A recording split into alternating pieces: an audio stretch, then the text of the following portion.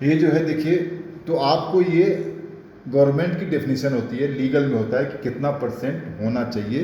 अब जैसे गुरु जी की ठंडाई आती है तो ठंडाई हल्दीराम की भी आती है, विश्राम्बू की भी आती है, बादाम सिरप है, केसर सिरप है, ये सब चीज़ें बहुत आसान है। बॉटलिंग भी मैनुअल कर सकते हैं आप। अगर आप 10 लाख, 5 लाख, 2 लाख से करना चाहते हैं, उतनी कैपेसिटी आप ले लीजिए, स्पेस डिसाइड कर लीजिए, फार्मूला हम दे देंगे, आप उसका बनाना शुरू कर दीजिए।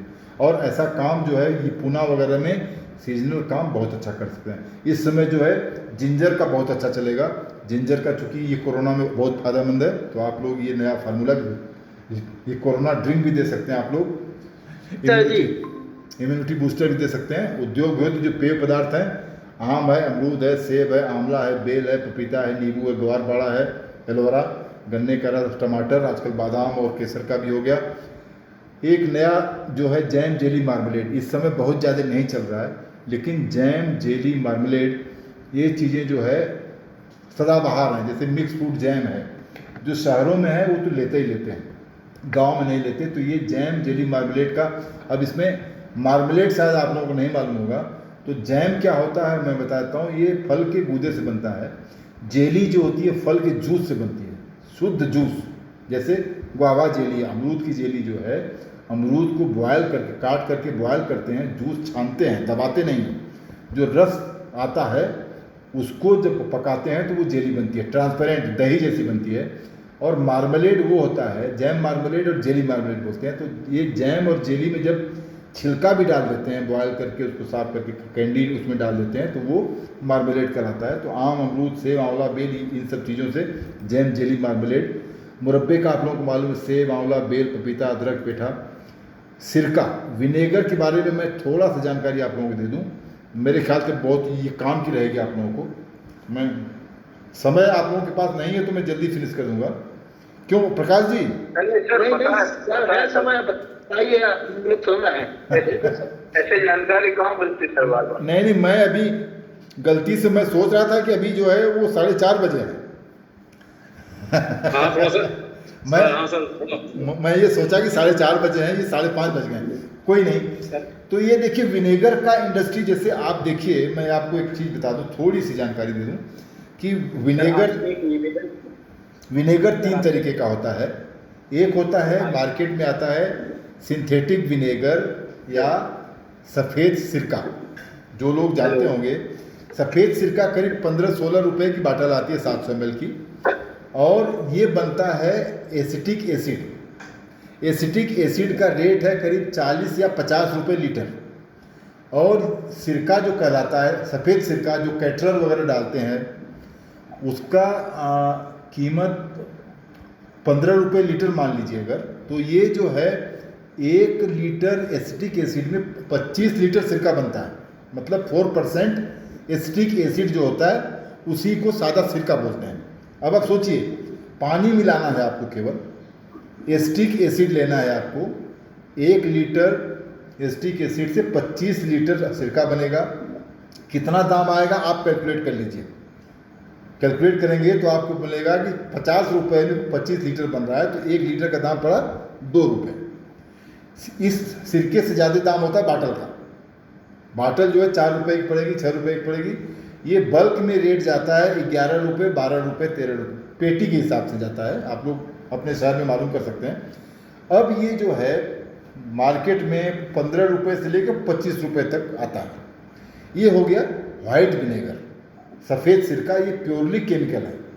कोई इसमें, जो आप शाम को चाउमीन खाने जाते हैं या चाइनीज़ खाते हैं, उसमें जो सिरका डलता है ये यही होता है, वाइट विनेगर। इसमें अगर आपने रंग मिला दिया, रंग कौन सा? कोका कोला का कलर। और कोका कोला का रंग जो होता है ये केमिकल नहीं होता है। कोका कोला का रंग होता है, शक्कर को भून के बनाया जाता है, चीनी को भून करके। इसको बोलते हैं कैरमल।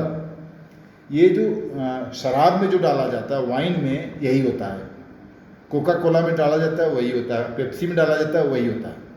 ये इंडोनेशिया और ये ताइवान वगैरह से आते हैं, ये बैरल में चीनी का इंडस्ट्री यहाँ भी अभी है, लेकिन ये ज़्यादातर बाहर से आता है, जो शराब फैक्ट्रियाँ मंगाती हैं। वो रंग जो अगर आपने डाल दिया इसमें, तो ये हो जाता है भूरा। भूरा ये सिंथेटिक होता है लेकिन नेचुरल जैसा होता है। ये हो गया दूसरा ग्रुप, इसका दाम 4 रुपये ज़्यादा हो जाता है। नेचुरल विनेगर क्या होता है, आप गन्ने का रस लीजिए, जामुन का रस लीजिए, सेब का रस लीजिए, पपीते का रस लीजिए, उसको सड़ने के लिए रख दीजिए। महुआ की शराब जैसे बनती है वैसे ही आप इसको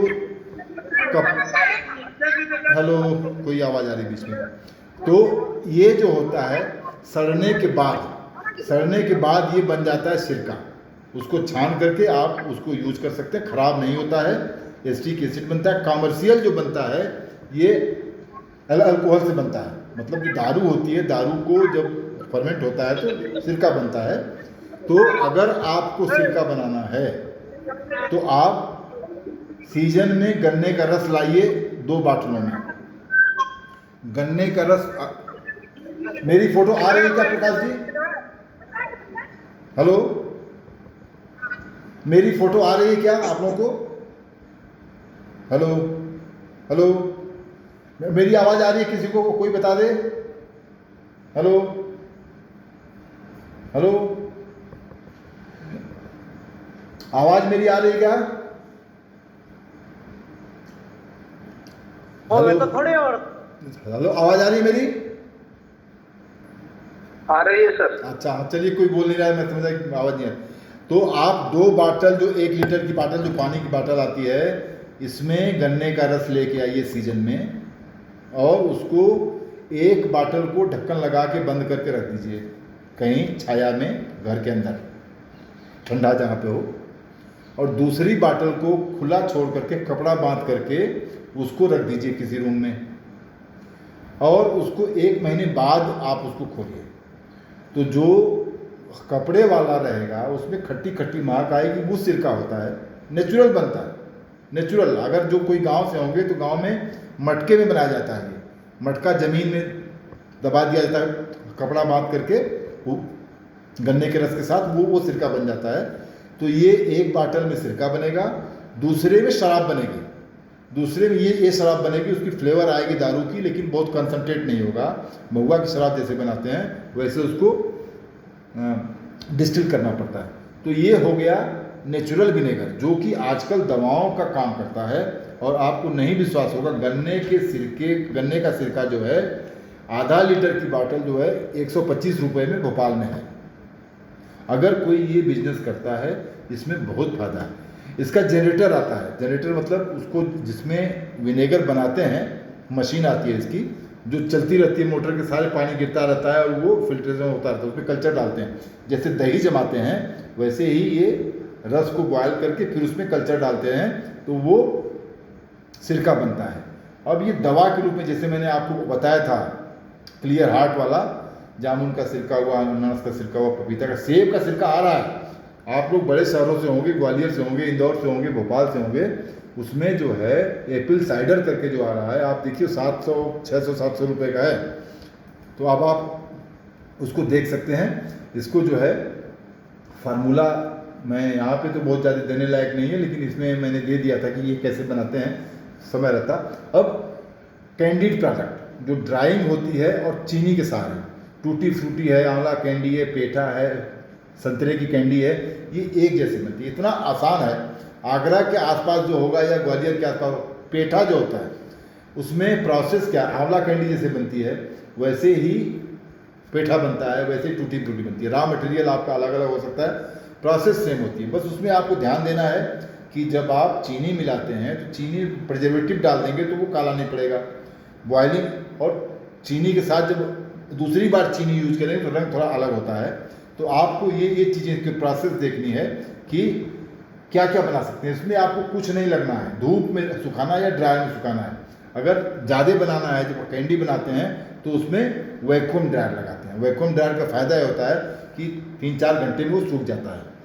नॉर्मल ड्रायर जो है 8 घंटे, 10 घंटे, 15 घंटे, 24 घंटे ले लेते हैं अलग अलग प्रोडक्ट पे, लेकिन जो वैक्यूम ड्रायर होता है वो थोड़ा जल्दी कर लेता है। तो इसलिए जो है टूटी फ्रूटी हुई, आंवला कैंडी हुई, पेठा हुआ, संतरा हुआ, नींबू के छिलके की कैंडी हुई, तो ये सारी चीज़ें एक प्रोसेस से होती हैं। अब यहाँ पे मैं एक ब्रेक हमारा है, लेकिन मैं फास्ट तौर पे अब आगे की जानकारी मैं जल्दी जल्दी देना चाहूँगा। ये थोड़ा बीच में है। सोयाबीन का जिसको ज़रूरत पड़ेगी देखिए हम आपको आगे बताएंगे, वीडियो आप लोग देख लीजिए, वीडियो में आपको दिखाता हूँ। ये पल्पर है, फल सब्जी के उद्योग के लिए ये कंपलसरी है। चाहे आपको केचप बनाना हो, चाहे आपको जूसेस बनाने हो, चाहे आपको च्यवनप्राश बनाना हो, चाहे आपको कुछ भी करना हो, तो ये फ्रूट जूस पल्पर बोलते हैं इसको। तो ये जो है ये बेबी पल्पर आता है, उसके बाद सुपर पल्पर आता है, फिनिशर आता है। तो ये पल्पर आप ये ध्यान रखिए, बेबी पल्पर का दाम 20,000 रुपये से लेके 25,000 तक होता है, लेकिन अगर आप नहीं जानते हैं तो ये आपसे 50,000 में देंगे आपको। तो ये मार्केट में चीज़ों का दाम आप ज़रूर देखिए। ये मैंगो बार की पल्पर है, ये केटिल है, ये भाप से चलने वाला जो केटिल है ये है, और उसके साथ बॉयलर है। ये फ्रूट्स एंड वेजिटेबल इंडस्ट्री के लिए जो है बहुत ज़्यादा है। अब आलू चिप्स की मशीन जो मार्केट में अवेलेबल है, अब हम ये केले का चिप्स बनाने की मशीन हम लोगों के पास थी। ये आंवले का जूस निकालने की मशीन है, हाइड्रोलिक प्रेस। ये फ्रूट मिल है, मटर का है ग्रेडर और मटर का पीलर। मटर का ग्रेडर ये है, वो पीलर था। ये पपीता छीलने की मशीन है, कैंडी बनाने के लिए पपीता काटने की मशीन है। ये लिक्विड फिलिंग मशीन है। ये जैम बॉटल सील करने की मशीन है। ये वेइंग मशीन है। ये श्रिंक रैप मशीन है जो आजकल बहुत कॉमन हो गई है, जो पन्नी चढ़ाती है ऊपर से।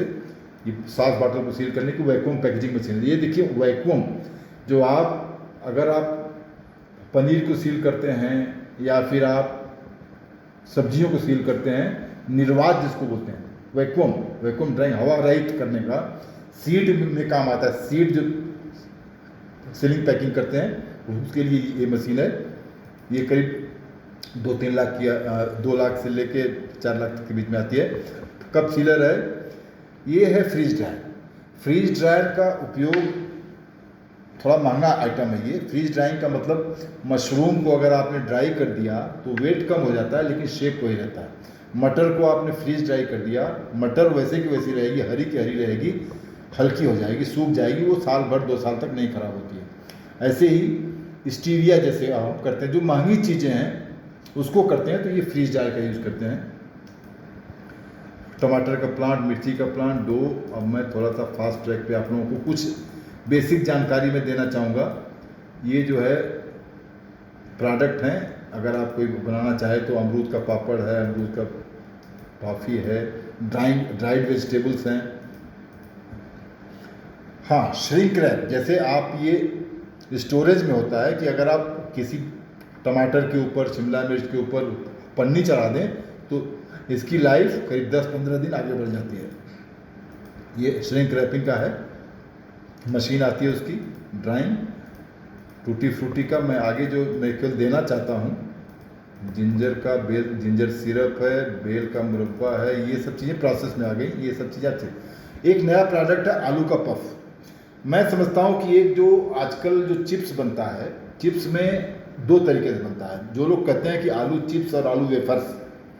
वेफर्स कैसे बनती है? आलू को छीलना है, आलू को काटना है, चिप्स कटर से जाता है, बेल्ट पे चढ़ता है, ऑयल में जाता है, फ्राई होता है, फ्राई होके ऊपर चला जाता है, वैक्यूम होता है वहाँ पे, ऑयल को खींच लेता है और वो चला जाता है उसमें। प्रकाश तिलक जी का फ़ोन आ रहा है, मैं 1 मिनट में बात कर लूँ फिर उसका खत्म।